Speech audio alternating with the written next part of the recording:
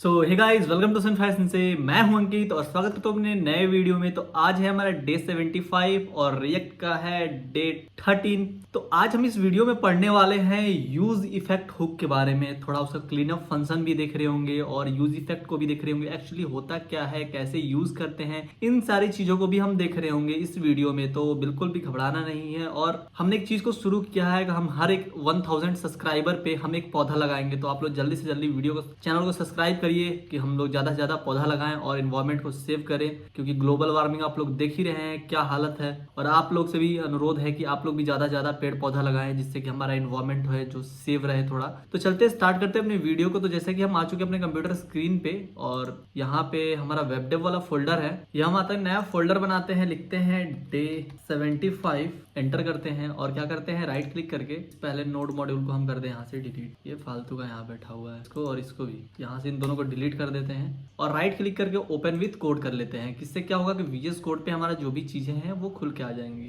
तो ये जो पहले की चीजें हम इसको सबको कट कर देते हैं, क्लोज ऑल। और अब हमें आना होगा डे 75 वाले फोल्डर में। ठीक है, तो हम यहाँ लिखते हैं CD, उसके बाद लिखेंगे CD डे 75। उसके बाद यहाँ लिखेंगे npm create white @latest। ठीक है, एंटर करेंगे, फिर हमसे नाम पूछेगा तो हम यहाँ देते हैं यूज इफेक्ट 1। ठीक है, हम यहाँ रिएक्ट पे आते हैं, यहाँ जावास्क्रिप्ट को सिलेक्ट करते हैं और यहाँ पे हमारी चीजें जो है वो बन चुकी हैं। और बस हमें क्या करना होगा, इसको कॉपी करते हैं, यहाँ पे लाके पेस्ट किया, फिर npm i करते हैं। तो हमारी जो भी डिपेंडेंसीज हैं, वो सारी चीजें, जो भी नोड मॉड्यूल है वो यहाँ पे इंस्टॉल होने लगा, जो कि हम लोग बेसिक चीज है, सब कुछ जानता है। जो नहीं जानता है उनके लिए मैं बता रहा हूँ कि आप लोग का भी प्रैक्टिस हो। और हम आते हैं अपने ऑफिशियल वेबसाइट के पे, जो कि रिएक्ट का है, जिसमें कि हम यूज इफेक्ट हुक के बारे में दिया हुआ है। तो यहाँ पे क्या बोलता है ये कि the effect hook let you perform side effect in function component. अब बात रहा कि ये साइड इफेक्ट क्या है। ठीक है, साइड इफेक्ट मीन जैसे कि टाइमर फंक्शन हो गया, सेट काउंट हो गया, सेट इंटरवल हो गया,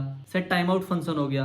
अगर इन सारी चीजों को यूज करना हो तो हम यूज इफेक्ट को यूज करते हैं। और दूसरा चीज ये है कि data fetching, setting of subscription and manually changing of DOM in React component, यानी कि डॉम मैनिपुलेशन आप डायरेक्टली कर सकते हैं इन सारी चीजों में। ठीक है, या फिर कोई ऐसा टास्क जिसमें डाटा को डायरेक्टली फेच करते हैं, तो वही दे रहा है यहाँ पे डाटा फेचिंग। ठीक है, यहाँ पे एक छोटा सा टिप भी दिया हुआ है, if you are familiar with React class life cycle method you can think of use effect hook as component did mount, component did update, component will unmount. ठीक है, अब ये चीज क्या है, इसको हम अभी वीडियो में देखने वाले हैं। और यहाँ पे एक चीज होता है इफेक्ट विथआउट क्लीनअप, ये सारी भी दिखने वाले हैं। तो चलते अपने VS कोड पे और यहाँ पे हमारा जो चीज है वो बन चुका होगा। तो हम आते हैं अपने फोल्डर के अंदर, यहाँ जैसे कि हमारा SRC है, app.jsx में आते हैं और इससे पहले हम क्या करते हैं, यहाँ पे npm run dev कर लेते हैं।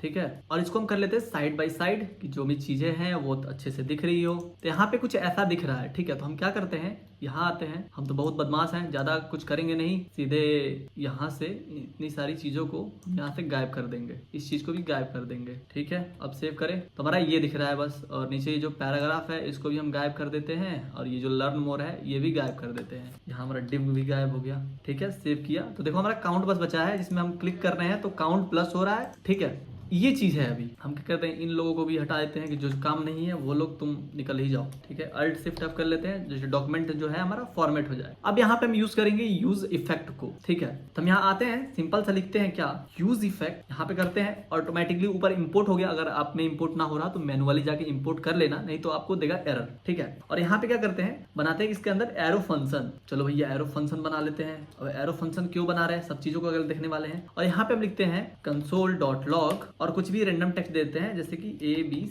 ABC को यहाँ पे रैंडम टेक्स्ट दे दिया। अब हम क्या करते हैं, यहाँ पे आते हैं, इंस्पेक्ट करते हैं, कंसोल में आते हैं, तो हम अगर पेज को रिफ्रेश करें तो बाय डिफॉल्ट हमारे पास 2 ABC मिलके आ रहा है। और वही हम काउंट पे क्लिक करते हैं तो यहाँ पे भी ABC आ रहा है, यानी कि हमारा यूज इफेक्ट है वो चल रहा है। यूज इफेक्ट का सिंटेक्स ये भी होता है कि देखो क्या होता है, जब पेज रिलोड हो या जो कंपोनेंट हो वो अपडेट हो या उसमें कोई चेंज हो या स्टेट उसका चेंज हो, तब क्या होता है, जो यूज इफेक्ट है वो चलता है। ठीक है, जैसे कि मान लो कि हम कुछ एक ऐसा बनाना चाहते हैं प्रोग्राम, जिससे कि हम क्या करें, अगर स्क्रीन जो साइज है इसको चेंज करें तो यहाँ पे डिस्प्ले करें कितना स्क्रीन चेंज हो रहा है। जैसे कि बहुत सारे आप गेम्स वगैरह में या प्रोग्राम वगैरह में देखते होगे, जैसे डेवलपर मोड में जाते होगे या फोन वगैरह में, तो यहाँ पे आपका शो करता है। ठीक है, तो वैसे ही यहाँ भी ये काम करता है। अगर हम चाहते हैं कि जैसे कि हम यहाँ रिफ्रेश करें और यहाँ पे काउंट कर रहे हैं तो यहाँ पे जैसे बढ़ रहा है, हम चाहते हैं कोई स्टेट जो है वो अपडेट ना हो। उसके लिए हम क्या करते हैं, उसके लिए हमारे पास एक सिंटेक्स होता है, यहाँ पे एक एम्प्टी एरे को पास कर देना। यहाँ सिंपल सा एम्प्टी एरे दे देंगे, सेव कर दिया। अब रिफ्रेश करते हैं पेज को, देखो ये बाय डिफॉल्ट जो आया है वो तो ठीक है, बाय डिफॉल्ट जो चीजें हैं यहाँ पे ठीक है, लेकिन उसके बाद जब हम प्लस कर रहे हैं कितना भी, तो यहाँ पे शो नहीं कर रहा है वो, यानी कि हम यहाँ पे इसको पास कर दिए हैं तो वो स्टेट चेंज नहीं कर रहा है। हम क्या करते हैं, दोबारा दूसरा स्टेट बनाते हैं, लिखते हैं कॉन्स्ट और यहाँ लिखते हैं डाटा कॉमा सेट डाटा, ठीक है। इसमें भी यूज करते हैं यूज इफेक्ट को, यूज स्टेट को, यूज स्टेट। आपको यूज इफेक्ट यूज करने के लिए पहले आपको यूज स्टेट आना चाहिए, ठीक है, तो ये बात जान लेना। अब मान लो हम इसमें पास कर देते हैं अंकित, ठीक है, ये पास कर दिया, अल्ट शिफ्ट F कर लेते हैं जिससे डॉक्यूमेंट जो है हमारा फॉर्मेट हो जाए। उसके बाद हम क्या करते हैं, यहाँ पे एक बटन बनाते हैं, नीचे आते हैं, यहाँ पे एक बटन बनाते हैं बटन, और इसमें हम क्या करते हैं, कुछ एक इवेंट लिस्नर ऐड करते, लिखते हैं ऑन क्लिक इवेंट, और इसमें क्या करो तुम कि सेम चीज को छोड़ो, यहाँ पे हम देते हैं अपडेट डाटा को, ठीक है, लिखते हैं अपडेट और इसमें लिख देते हैं अपडेट करो, ठीक है, अपडेट करो कर देते हैं। यहाँ पे एक हम दे दिए अपडेट, ठीक है, हम यहाँ पे डायनेमिक नहीं दे रहे, और हम क्या करना होगा कि एक फंक्शन भी बनाना होगा जो कि हमारा डाटा है वो अपडेट करे। तो हम यहाँ आते हैं और लिखते हैं फंक्शन का नाम हम दे देते हैं अपडेट, ठीक है, पैरामीटर्स रखते हैं ब्लैंक, और यहाँ पे हम क्या करते हैं, सेट डाटा कर देते हैं, जो हमारा सेट डाटा है वो कर देते हैं अंकित का अंकिता, ठीक है। अब देखो हम इसको सेव करते हैं, पेज रिफ्रेश हुआ, काउंट पे क्लिक करें, कुछ नहीं हो रहा है। यहाँ अगर हम क्या करें, इस एम्प्टी एरे को हटा दे, सेव करें, अब देखो हम यहाँ क्लिक करते हैं, इस पे क्लिक कर रहे हैं तभी ये हो रहा है, इस पे क्लिक कर रहे हैं तभी ये हो रहा है। अगर हम चाहते हैं कि ये जो है हमारा अपडेट, ये जो डाटा वाला जो है इसके लिए काम करे और काउंट के लिए ना करे, तो हम यहाँ पे क्या कर सकते हैं, यहाँ पे एम्प्टी एरे देके इसके अंदर काउंट को पास कर देते हैं, लिखते हैं काउंट, सेव करें, अब पेज को रिफ्रेश करते हैं, देखो काउंट पे क्लिक हो रहा है। यहाँ पे मैंने थोड़ा सा उल्टा बता दिया, यहाँ पे काउंट पे क्लिक होगा तो ये होगा, लेकिन अपडेट के लिए नहीं होगा, यानी कि अपडेट के लिए वैलिड नहीं है और काउंट के लिए है। अब वही मैं क्या करूं, यहाँ पे इस काउंट को हटा के यहाँ पे रिप्लेस कर दूं इसको डाटा से। अब सेव करता हूं और यहाँ पे पेज को रिफ्रेश करता हूं, देखो जब मैं काउंट पे क्लिक करूंगा तो कुछ नहीं होगा, लेकिन अपडेट पे करूंगा तो ये चीजें यहाँ पे हो रही होंगी, ठीक है, क्योंकि यहाँ पे क्लिक कर रहा हूँ कुछ नहीं हो रहा है, लेकिन यहाँ पे करने से एक बार हो रहा है, ठीक है। आई होप जो यूज स्टेट है, यूज इफेक्ट जो है अभी तक आपको समझ में आया होगा, ठीक है। अगर आपको कोई भी डाउट रहता है तो आप कमेंट सेक्शन में जरूर बताओ, किसी भी टाइप का क्वेरी है तो आप जरूर बताओ। अब हम आते हैं दूसरी चीज को यूज करते हैं, ठीक है। अब हम देखते हैं cleanup function in use state hook, ठीक है। क्लीनअप फंक्शन को यहाँ देखते हैं। क्लीनअप फंक्शन क्या होता है भैया, तो हम जैसे मैंने आपको एग्जांपल बताया था वही वाला एग्जांपल यहाँ पे यूज करते हैं। जैसे कि अब हम क्या करते हैं, इन सारी चीजों को, खैर यहाँ से मैं क्या करता हूँ नीचे तक, जैसे इसको मैं बंद करता हूँ, यहाँ से यहाँ तक चीजों को कमेंट करता हूँ, सब कमेंट हो गया। यहाँ पे आता हूँ, इसको भी मैं कमेंट कर देता हूँ, या खैर छोड़ो, मैं दूसरा बना लेता हूँ। मैं लिखता हूँ यहाँ पे क्या, टर्मिनल को डिलीट कर दिया, यहाँ लिखा मैं cd day 75, और यहाँ हम लिखते हैं क्या कि देखो यहाँ पे हमने उसको ऑफ कर दिया तो सर्वर कनेक्शन लॉस्ट लिखा रहा है, पोलिंग फॉर रीस्टार्ट, यानी बोल रहा है कि रीस्टार्ट करो। हम यहाँ क्या करते हैं, अब नया create npm create void @latest लिखते हैं, जिससे क्या होगा कि हम एक नया ऐप बना पाएंगे। अब यहाँ हम क्या देते हैं, यूज इफेक्ट क्लीन, इतना बड़ा नाम तो दे दिया, बनाना है हमें रिएक्ट पे, जावास्क्रिप्ट, ठीक है।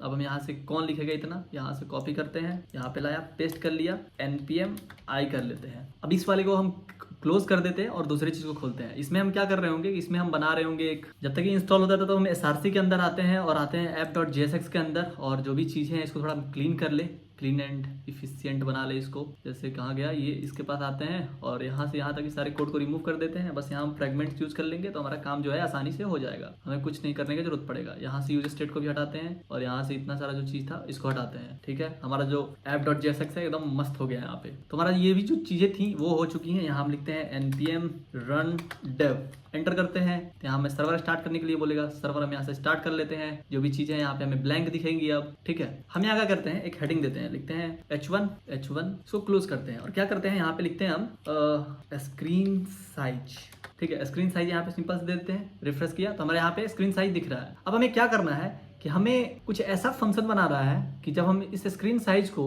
डायनेमिक करें तो यहाँ पे हमें डाटा शो हो। तो फिलहाल हम क्या करते हैं, यहाँ पे एक डायनेमिक डाटा के लिए एक जगह छोड़ देते हैं। सेव किया तो अभी भी कुछ नहीं दिख रहा है। जैसे अगर मैं यहाँ 0 दे देता हूँ तो 0 दिखेगा, थोड़ा सा स्पेस दे दें हम कि यहाँ पे थोड़ा ठीक दिखे। 0 दे रहा हूँ तो ये दिख रहा है, ठीक है। तो हम यहाँ पे क्या करेंगे, यूज स्टेट को यूज करेंगे और यूज इफेक्ट को यूज करेंगे, ठीक है। तो हम यहाँ आते हैं और सिंपल सा क्या करते हैं, एक देते हैं काउंट, यहाँ लिखते हैं कॉन्स और इसका देता हूं मैं विड्थ, लिखता हूं विड्थ, और तुम क्या करो सेट विथ करो विथ, और उसके बाद उसमें तुम यूज करो यूज स्टेट को। यहाँ लिखते हैं हम यूज स्टेट, ठीक है। तो देखो ऊपर क्या हुआ, ऑटोमेटिकली यूज स्टेट जो है वो इंपोर्ट हो गया, और इसके अंदर मान लो कि हम देते हैं क्या, फिलहाल 0 देते हैं, ठीक है। और यहाँ पे हम देते हैं इसको विड्थ को, अभी भी 0 शो हो रहा है। अगर मैं यहाँ पे 1 कर दूं तो देखो सेव करूं तो एरर आया, वो मैंने 0 1 लिख दिया था इसलिए यहाँ पे एरर दे रहा था। यानी कि हमारा कुछ क्या हो कि यहाँ पे वैल्यू चेंज हो तो यहाँ पे भी वैल्यू चेंज हो रहा है, ठीक है। तो ये हम अभी तक समझ गए। तो हम क्या करेंगे, हम यहाँ पे यूज करेंगे यूज इफेक्ट को। हम यहाँ लिखते हैं यूज इफेक्ट, यूज इफेक्ट। देखो यहाँ पे ऑटोमेटिकली ऊपर भी यूज इफेक्ट इंपोर्ट हो गया। यूज इफेक्ट को यूज करेंगे, और कैसे यूज करेंगे, पहले हम यहाँ पे देंगे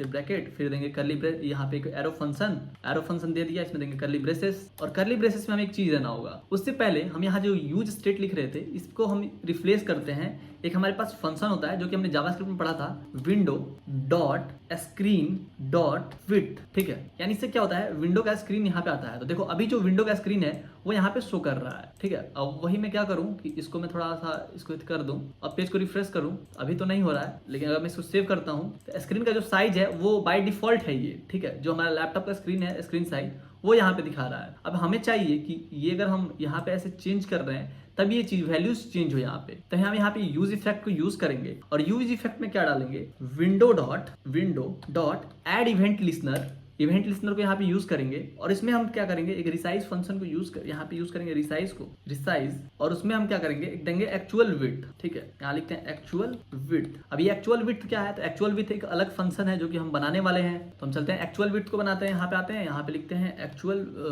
फंक्शन बना लो, लिखते हैं फंक्शन, इसका नाम रख दो तुम एक्चुअल विड्थ, इसका पैरामीटर रख दो ब्लैंक, और इसमें क्या कर दो तुम, बस कंसोल लॉक कर दो। लॉक करो किसको, मान लो कि लिख देता हूं मैं विड्थ, सेव किया। यहाँ पे हम चलते हैं इंस्पेक्ट पे, और यहाँ पे कंसोल पे आते हैं, तो यहाँ पे हमें विड्थ शो हो रहा है। अब देखो जितना बार मैं चेंज कर रहा हूँ यहाँ पे बहुत सारा विड्थ आते जा रहा है। मैं यहाँ पे लिख देता हूँ जैसे कि इसी विड्थ तो यहाँ शो हो रहा है। अगर मैं क्या करूँ, इसको चेंज कर देता हूँ, विंडो डॉट, एक हमारे पास फंक्शन होता है जिसको हम कहते हैं इनर विड्थ, ठीक है। अब इसको हम सेव करें, रिफ्रेश करें पेज को, तो हमारे पास अभी कुछ नहीं आ रहा है, ठीक है। अब जैसे ही मैं क्या करता हूँ, इसको चेंज करता हूँ, देखो अब जैसे जैसे चेंज कर रहा हूँ यहाँ पे बहुत सारी चीजें यहाँ पे आते जा रही हैं। अब यहाँ पे मैं करते जा रहा हूँ तो आप देख रहे हो कि बहुत सारा चीज यहाँ पे आ रहा है, ठीक है। बहुत सारा यहाँ पे शो कर रहा है। पहला स्क्रीन ये था, अब 1123 तक गया है। ऐसे करते जा रहा हूँ तो बढ़ते जा रहा है, कम करते जा रहा हूँ तो कम भी हो रहा है, ठीक है। तभी क्या हुआ कि हमारा जो काम था वो तो हो चुका है, बस हमें इसको यहाँ पे डिस्प्ले कराना है, ठीक है। तो डिस्प्ले कराने के लिए हम क्या करेंगे कि ये जो कंसोल लॉग में जो चीज को डाले थे इसी को हम डाल देते हैं सेट विड्थ में,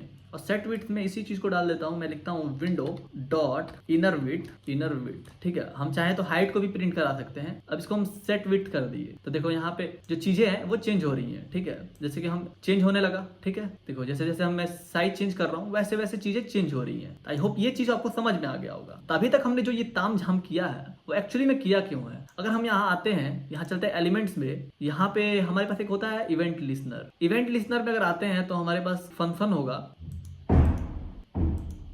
अगर हम आते हैं इवेंट लिस्नर में तो हमारे पास फंक्शन होता है, किधर गया, मैं आता हूँ इसको इंस्पेक्ट करता हूँ, ठीक है। इंस्पेक्ट किया, आया एलिमेंट्स में, एलिमेंट्स के अंदर आते हैं हम यहाँ पे इवेंट लिस्नर में आते हैं तो हमारे पास एक चीज होता है जिसको हम कहते हैं, किधर गया, रिसाइज पे अगर हम जाते हैं, नहीं रिसाइज नहीं है, कुछ और है।